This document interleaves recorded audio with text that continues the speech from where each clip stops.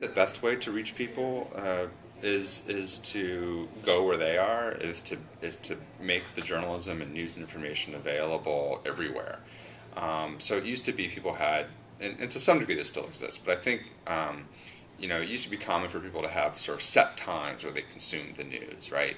Breakfast with the morning paper, maybe after dinner watching the evening news. And by and large, I think that's no longer the case. By and large, I think people are consuming news and information all the time. It may be on the TV, at the doctor's office, or the radio in the car, or a text message from a friend, or Twitter. So I think it's important to use all the distribution channels available to make your news and information, to get your news and information out there. And I think that's the best way. It's not about using, one channel, but it's about trying to use all the channels.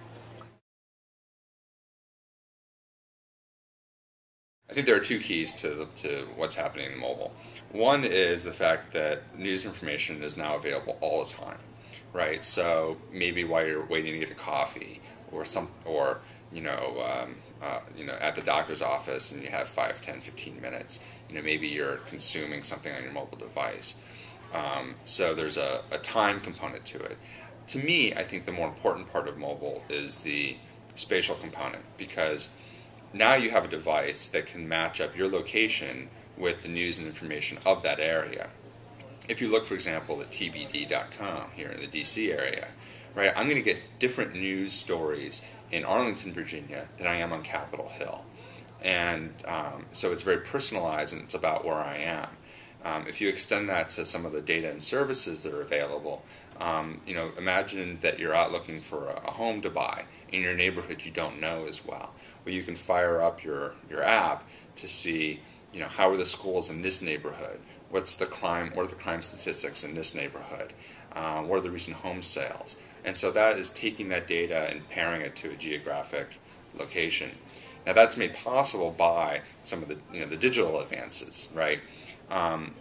Now, above and beyond sort of the mobile, in terms of other things that digital allows you to do, is I think it allows you to match up a media type with the best way of telling a story. Some stories are best told through, words and a text story. Some stories are best told through video or audio, or photography, or data. And I think what digital allows you to do is to find the right medium for the message you're trying to deliver. Whereas other technologies, all of which have pros and cons, are very limiting in those ways, right? You're not going to read the box scores or on radio.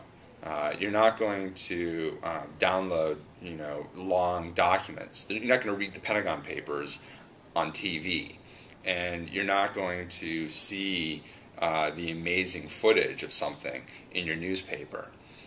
It's not to discredit any of those media outlets. I mean, they all have tremendous value. What digital allows you to do, though, is focus on what's the best way to tell this part of the story, what's the best way to tell that part of the story, and marry all those things together. I actually don't think that the news hole overall is smaller. I think that some media outlets have smaller news holes. Newspapers may be smaller. There may be less time on TV, but in general, I think that the overall news hole is much bigger because you have, frankly, unlimited space online. In terms of 24/7, the issues around sort of constant news and information creation and delivery, is I think it's a further exacerbation of the things we've seen on, say, cable news, which are 24/7, maybe at a slightly slower pace, although still quite rapid.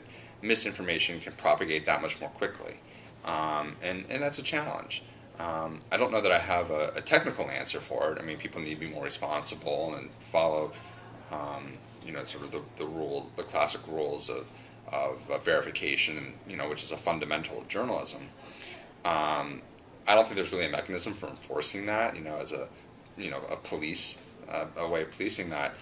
I do think that culturally we need to do a better job of media literacy, of teaching people, how to ask critical questions, how to evaluate news and information, not simply to just believe what you're told, but to critically analyze it for yourself.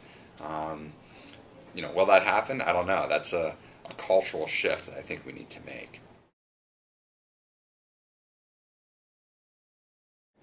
I think we are seeing. I think we are seeing a transition away from lots of general interest publications or news organizations, and more niche news outlets. Um, I don't think that means that people are only going to read the news that they're interested in. I think actually there have been studies that show that people are actually exposed to more content than they would have been before.